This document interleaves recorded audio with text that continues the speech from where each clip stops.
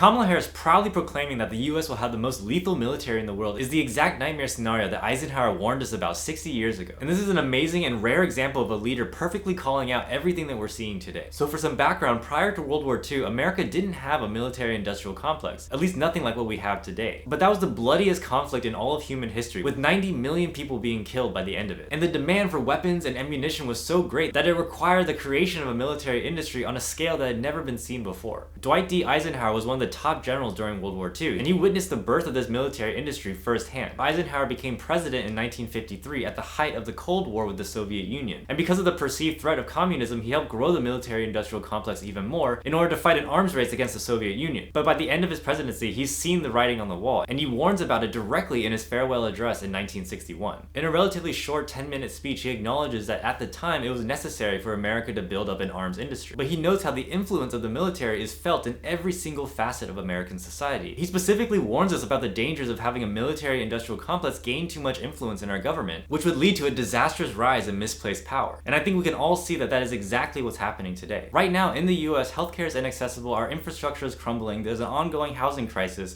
and climate change is going to render most of the country uninhabitable anyway. And all the while, the US has hundreds of military bases around the world and are actively building more. The Pentagon spends trillions of dollars having never passed an audit. The US is actively supplying 2 proxy wars and are gearing up for a 3rd. And weapons manufacturers are making record profits. We are actively creating the conditions for World War III because it will make a few billionaires even richer. But this is exactly the result that Eisenhower was afraid of when he warned us in his farewell address. This is why you can't separate foreign policy from domestic policy, because every single dollar that we spend on bombing other countries is a dollar that's not spent here addressing all the issues that we have today. As Eisenhower said, it takes a knowledgeable and engaged citizenry to fight back against the military-industrial complex. It takes people like you and I banding together and making it clear that we don't want the most lethal military force in the world. We want to be able to go to the doctor. We want walkable cities. We want to be able to afford a home. And make no mistake, there's no reason that it has to be this way. This is all a conscious choice. It is a choice to prioritize profit over people. If we ever want to see a safer world, a more peaceful world, we have to demand different choices.